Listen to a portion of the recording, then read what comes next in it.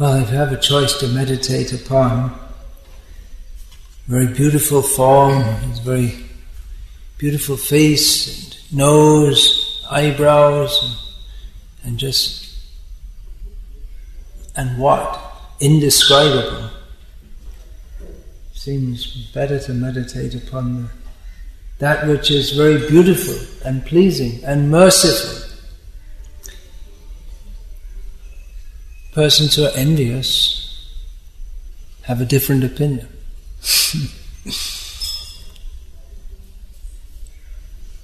What is that envy? Seeing someone so beautiful, someone whose consciousness is pure is pleased by that. Someone whose consciousness is not pure becomes displeased. You don't like it. Someone's better than me. Oh, no, cannot be. Then nothingness. And then they say that, well, they take it, well, the main thing is to concentrate the mind. So it doesn't matter, you can concentrate on anything or nothing. They take the meditation to be the end, or a means to an end, and it can be, the main thing is to meditate. So if you want, you can meditate on Vishnu, if you can meditate on another god. There are so many gods, they're all imaginary anyway, according to the impersonalists. So you can meditate on whatever you like, whatever you can fix your concentration on, because the main thing is just to concentrate. They got it wrong. Dhruv Maharaj, he took up meditation, and for him also, as for anyone who's meditating without a clear conception of bhakti, even if they're meditating on the form of Vishnu, they take this form to be a means to an end. We shall meditate on the form of Vishnu, and then we'll become self-realized. And what happens after that? Well, I guess you don't need Vishnu anymore, because you did it, you finished your meditation. But because the form of Vishnu is very beautiful, very merciful, then it's natural to be attracted to him. And when we're meditating on that form as just a kind of something to fix the mind, that's the trick. Because it's natural for the mind to be attracted to Vishnu. And something else happens, that instead of just the mind becoming fixed, the mind also becomes attracted to him. And then it's natural to think that, well, if he's so beautiful, what kind of a person is he? It's just a form. That's what the non-devotees say about the form of the deity in the temple. They may say, it's very beautiful, but all right, but just a statue, that's all. But those who are devotees, even at a very neophyte level, they begin to appreciate that the beauty is the beauty of not simply an artist's fashion beauty, but is the beauty of the Supreme Person, who's not only is his form beautiful, but his personality is very pleasing and attractive. And to enter a relationship with that personality,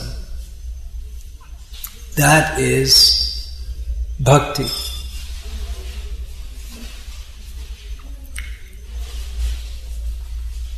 Kata buste par. So,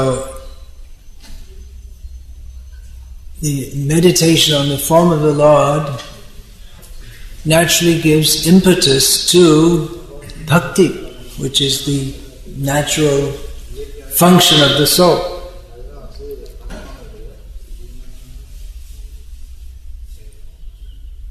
And Dhruv Maharaj experienced that he was meditating on the form of the Lord, and he became attracted to that person.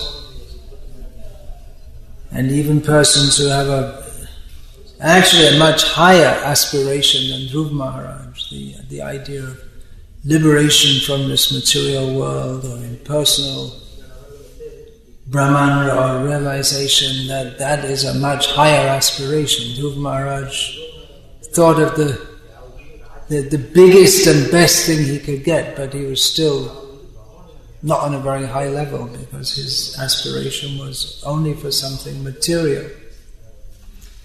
So, transcendentalists, their aspiration is much higher than anything a materialist can dream of. But they still, if they've not come to the stage of Krishna consciousness, then they're still cheating themselves of the nectar for which everyone should be anxious. We find that the description of the form of Vishnu, it's a repeated theme in the Bhagavatam itself, the form of the Lord. And this again already has been described in the 3rd canto, and it's usually the description goes over several verses, and there have been literally, still today there are hundreds of poems and songs extant in various languages praising the form of the Lord. Rup Kirtan, Nam Kirtan, Rup Kirtan, Guna Kirtan, Lila Kirtan. These 4 aspects of the Supreme Lord. Nam, Rup, Gun, Lila. These are the subjects of innumerable kirtans, poems, stutis, stavas, various poetic compositions. And they're often very similar. And mundane critics, they criticize. What is this? You see, all these poets, they write this morning the same thing over and over. It's kind of boring, and couldn't they think of something else? And that's the idea in modern art, to be creative and produce something else. But in Vedic art, or the art is to produce the same thing.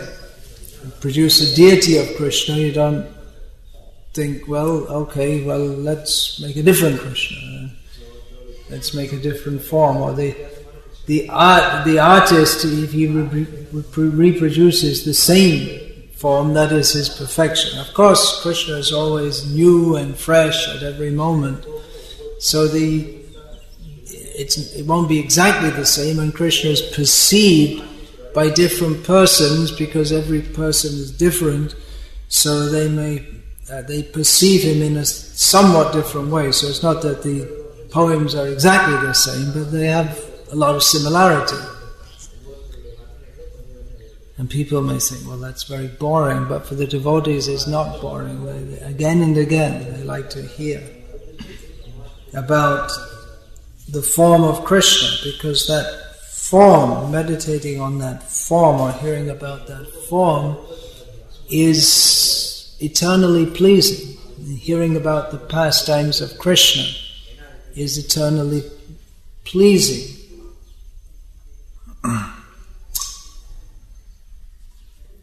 He is the proper object of meditation. This is inconceivable to the materialist, because the materialist is always looking for something new and fresh. That's the nature of the material. Well, it seems to him fresh, but what fresh in this material world is already rotten. There's nothing fresh. Whereas Krishna is not stereotyped. His pastimes, they are the same pastimes again and again and again, but they're not boring or dull, they're always fresh. They always give inspiration to the devotees. Not exactly the same, but more or less along the same pattern, his pastimes. So in the material world, because everything is stale and dull and boring, and there's no actual pleasure in any of it, therefore people are always looking for something different. Something different, let's try something different. And it seems inspiring because it's different, and they think, oh, it's different, it must be better. And this is what I'm looking for. And then that becomes stale and dull and boring, and they go on and they spend their whole lives looking for something different and fresh, and this must be it, and it never is it. But with Krishna there's no need to always change, because he is completely perfect as he is, without any change. So, there's no need to change it. It's not that Krishna has to take different form. He does take different forms and satisfies various devotees with various states. He doesn't take. It's very difficult.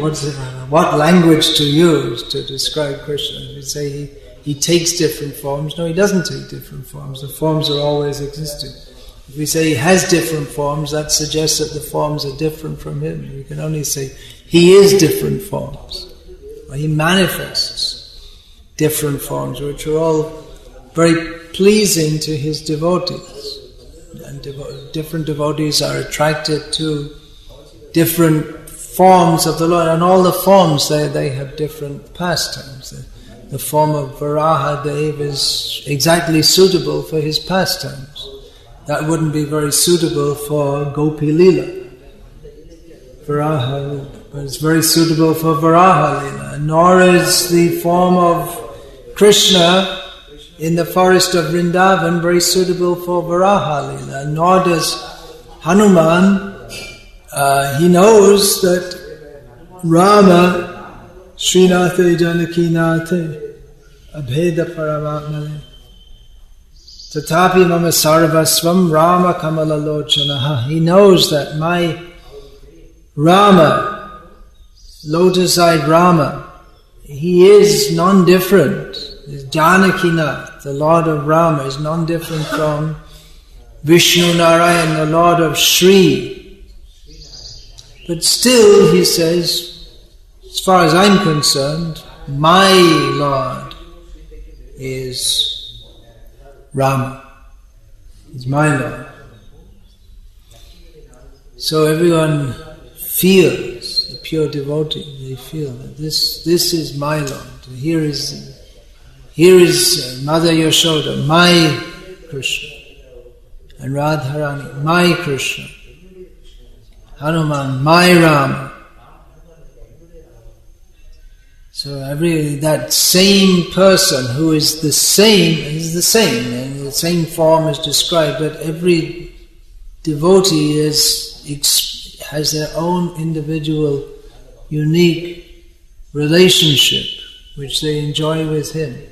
So they feel my Krishna, my Rama, my Varaha, whichever form. Or there may be some devotees are attracted to many forms. They like to hear about all the forms. Devotees of Krishna, and here I'm saying that devotees of Krishna as those who are particularly attracted to the form of Krishna, not those who are attracted to the form of Rama, Nrsimha, Varaha, Kurma, those who are particularly attracted to the form of Krishna. They also hear about the pastimes of other forms. We have in Bhagavata descriptions of Varaha, Rama, Nrsimha, Kurma, Matsya, various Hamsa avatar is described. And here we have Dhruv Maharaj, who was the Prishni Garbha, appeared before him. So various forms of the Lord of Krishna are described, and devotees hear about them also. Devotees of Krishna, they hear about the other forms that he takes. Gita Govinda, the most, or we can say the Gita Govinda, after what is described, not so much detail in Bhagavatam is described in Gita Govinda, and that's the prototype Rasa Shastra, based on which so many songs and poems have been described. And that begins with the description of Dasavatar, the famous Pralaya Payodi Jale Kritavanasi Vedeya. First of all, the description of the 10 avatars, Matsya, Kurma, Varaha, Nrsimha, and so on. That's at the beginning, and then Kesha at the beginning of the Gita Govinda, and Keshava Dhrita, and then Dasha Vidharupa, the different forms are described. This is Kesha, this is our Kesha, this is the Kesha about to be described. He assumes different forms. 10 are described. There are so many other forms. So devotees of Krishna, they appreciate Krishna more by knowing of his other forms. They don't deny his other forms. But that same Lord who saved the Vedas in the form of a fish and lifted up the earth in the form of bird. He's one word ahead of me. I didn't say it. I missed Kurma. So the Matsya, Kurma, Varaha, who became the pivot for the churning of the Mandara mountain, who appeared as half lion, half man form to tear apart Hiranyakashipu, who appeared as a very beautiful Brahmin boy and cheated Bali Maharaj, who was a very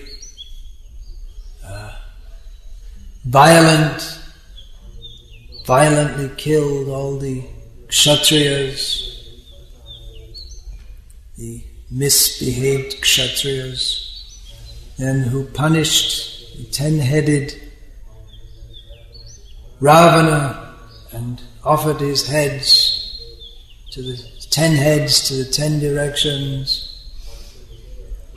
Then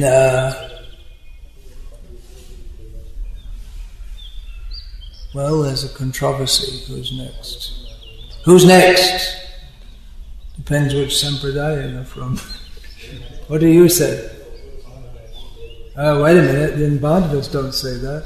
What do the Madhvas say? They don't accept Balaram. So, then very beautiful Balaram.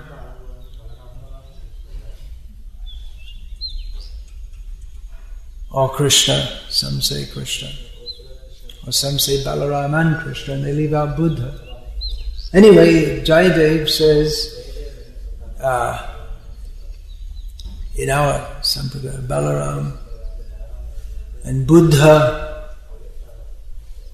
and Kalki. So the devotees of Krishna, they're he took all these different forms and had all these wonderful pastimes. And here he is, playing in the home of Nanda Maharaj.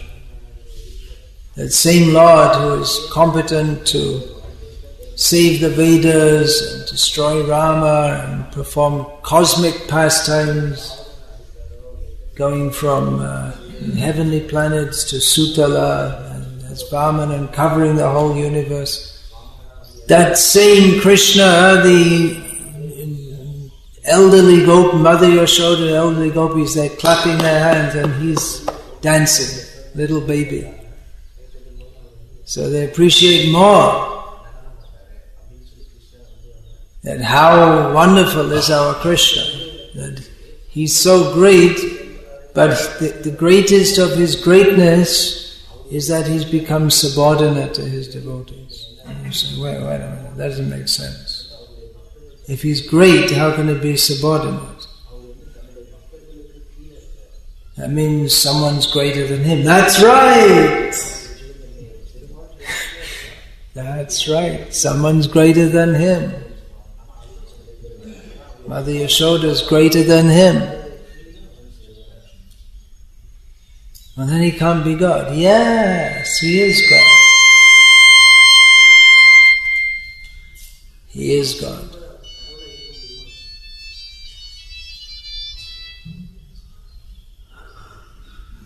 He is the object of meditation for people who don't have cell phones. Yogis don't have cell phones. They're sitting meditating, okay, back to meditation. No cell phones.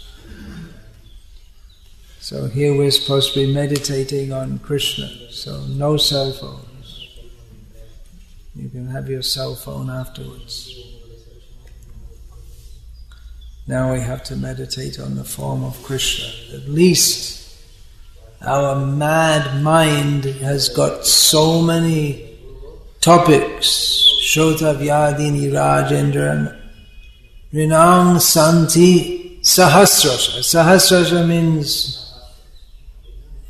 how many subjects do we have to think about and hear about? 1,000. It doesn't mean 1,000. It means beginning with 1,000. So many things we have to hear about and think about and discuss. But at least during this time we should have discussion of Atma Tattva, of the nature of the Self, the nature of the Supreme Self, and everything else that can wait.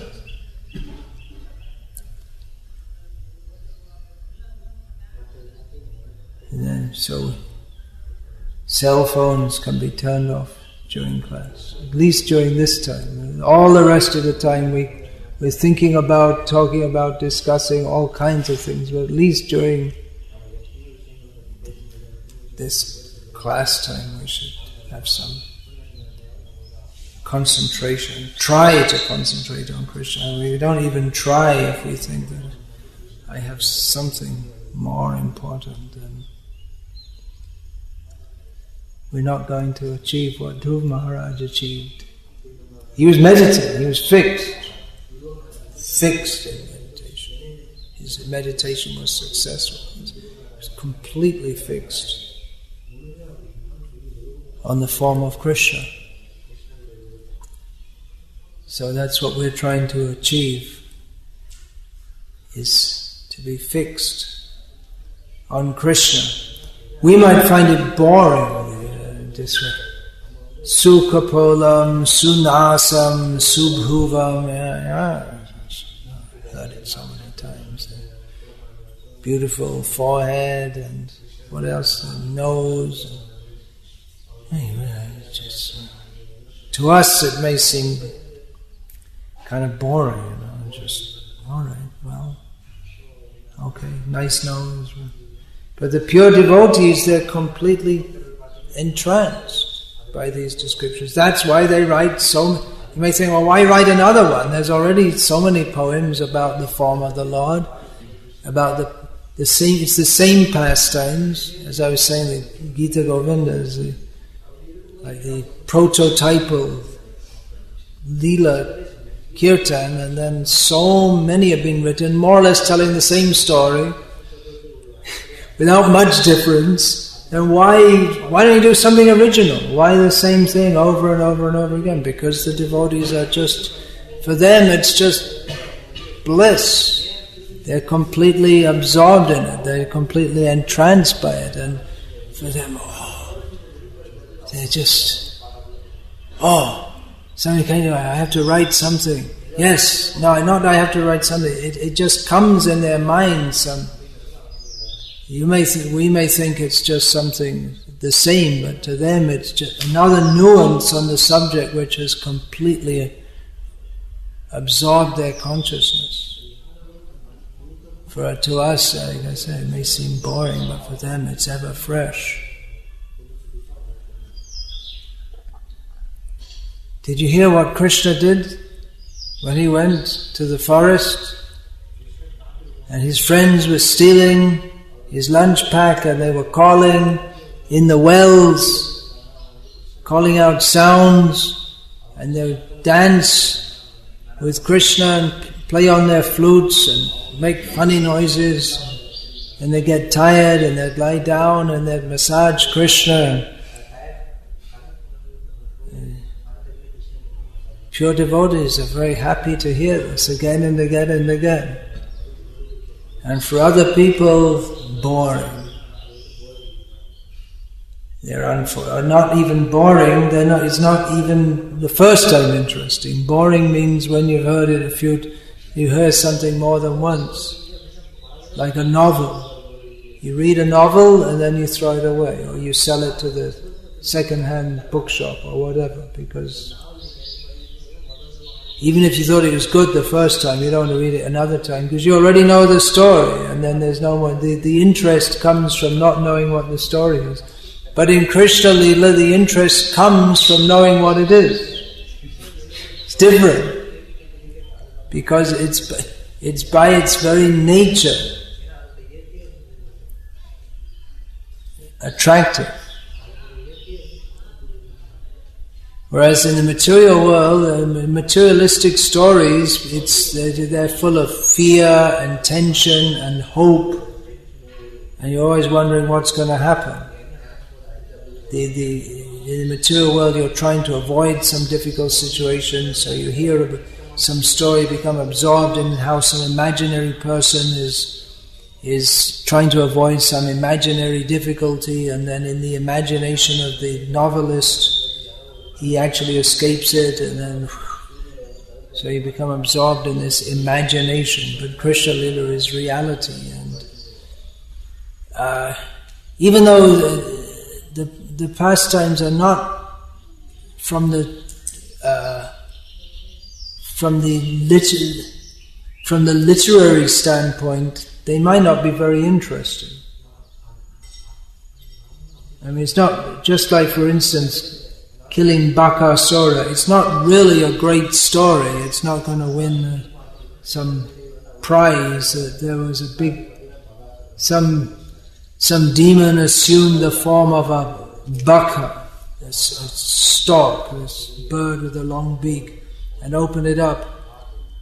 And then Krishna, well, to make a long story short, it's not a very long story. He played, and then he ripped He went inside and he came out and ripped it apart. It's not really, really great story from the story point of view. I mean, there are much more interesting stories than that. It's not very interesting. Or the Keshi in the form of a horse came in Vrindavan, and Krishna stuck his left hand inside his throat and killed him. Well, it's not such a very interesting story. But for the devotees, it's much more interesting than any other story. because the subject is Krishna. And everything about Krishna is delightful. Shrinu sukhadam shubhadam bhavasaram. In this material world, which is characterized by birth and death, hearing about Krishna is very pleasing and very auspicious. So, by the mercy of Narad Muni, conveyed to us through Srila Prabhupada, we are fortunate to hear about Krishna. And we may be more fortunate to develop a taste for that. By doing so. If we don't, then we never will. If we don't discuss about Krishna, then how are we ever going to get a taste for hearing about Krishna?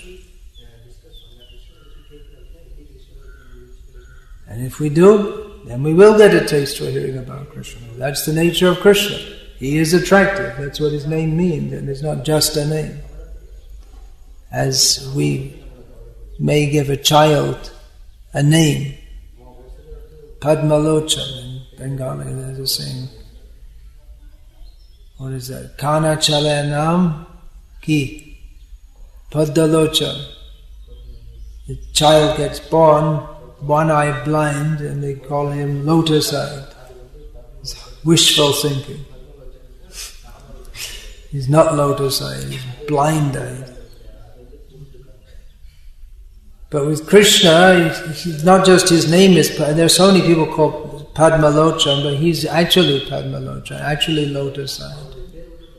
And all that, so many names of Krishna, and they all exactly fit him.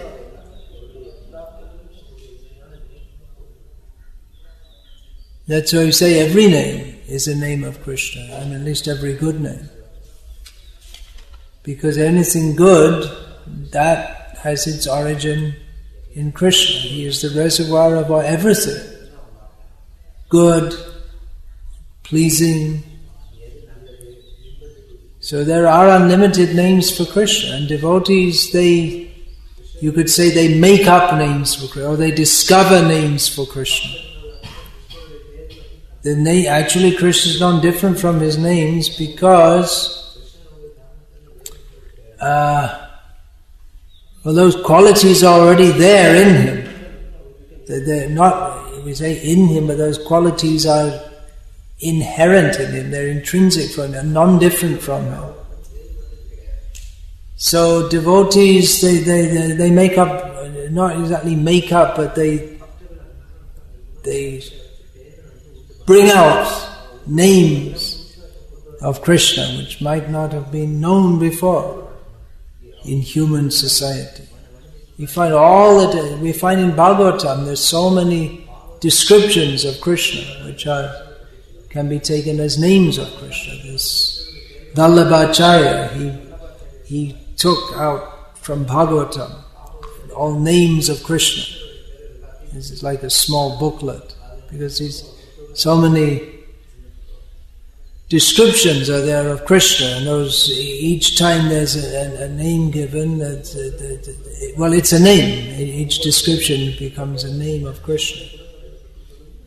So, like that, Bhaktivinoda Thakur, for instance, just for every Vaishnava poet, they bring out names, and Bhaktivinoda Thakur wrote various songs, or we say poems. When they're sung, they're songs. Or anywhere in the spiritual world, there's no difference, because poems are songs. So he'd bring out different names of Krishna, of Chaitanya Mahaprabhu, Advaita Prapujita Gora, for instance. The Gora, name for Chaitanya Mahaprabhu, who is worshipped by Advaita Acharya, Prapujita. In this context, what would it mean? Very nicely, what would you say? fully. Yeah, it could be taken in various ways. Pra can mean so many things. So like that, Krishna, unlimited names, because he has unlimited forms. Many, not so many forms are well known, but even though his form, well, that's the Mayavadis, they say the form means limitation, but Krishna's form is not limited. It's not limited because it's present everywhere, and it is achintya guna swarupam. It's not limited. Our forms are limited, but his form is of inconceivable qualities. So achintya means unlimited, because achintya means inconceivable, but inconceivable means it's unlimited. There's no limit on it. Because it cannot be captured by thought. You cannot say, now I understood everything about Krishna. He's unlimited. So even though his form by definition appears to be limited, but because Krishna's form is inconceivably wonderful, it's unlimited. That's one reason why it's unlimited. So, Hare Krishna. The description of the form will be continued in the next verse. Is there any question about this?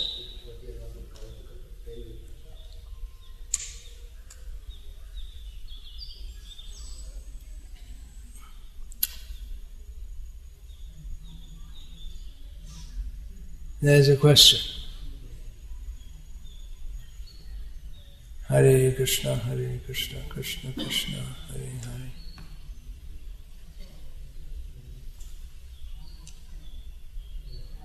Hare. Hare Rama, Rama Rama, Hare Hare. Lord appears in different form and different forms? I mean, Lord comes to this world. Or if you say it just makes a difference, but I mean what you're saying, what's the meaning of what you're saying? Do you mean to say he's coming in different forms? Yeah, different. Okay, if you say different form, it means a specifically different form that you're talking about. You say forms, then it means plural. Yeah, then? He is attractive in his forms when he comes as Krishna and Rama like that. And how to take the forms which are apparently not so attractive, like Kurma, Varaha. Varaha, not attractive? Why not? All the demigods, they were appreciating.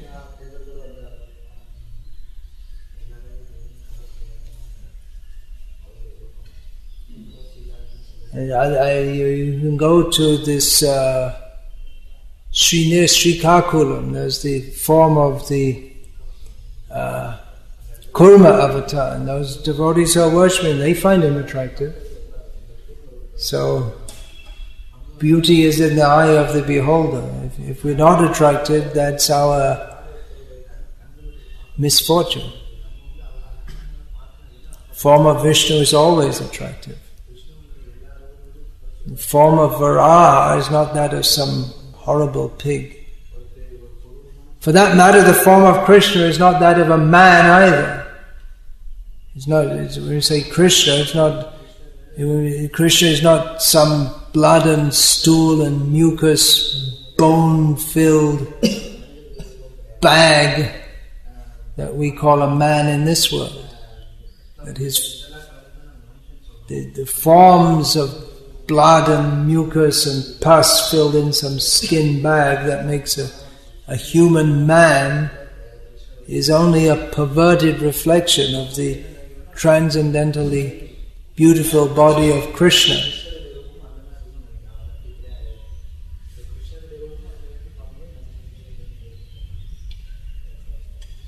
And similarly, the stool on the inside, stool on the outside form of a pig that we see in this world, that's only a perverted reflection of the transcendently beautiful form of Varahadev. We think a pig's ugly because he has stool on the outside, but a man's body has stool on the inside. So we only see, it's just we don't see it, that's all. So we may think it's very, very nice. And actually Krishna also passes stool, for that matter, and urine. But that's transcendental. Want me to explain that? Well, I won't, because it's not a subject matter of explaining. It's simply to be accepted.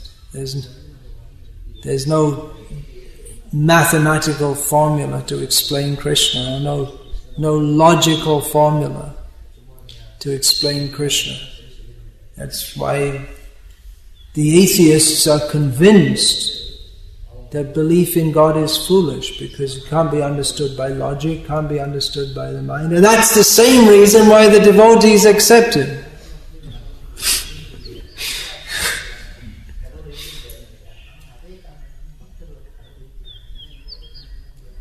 So what's the difference between the atheist and the theist? The atheist has faith in his own logic and rationalization, whereas the devotees are more intelligent and they don't have faith in their own intelligence. And they accept that beyond the three limits of time, space and thought, there is He who exists in the Turiya Avastha, in the fourth dimension.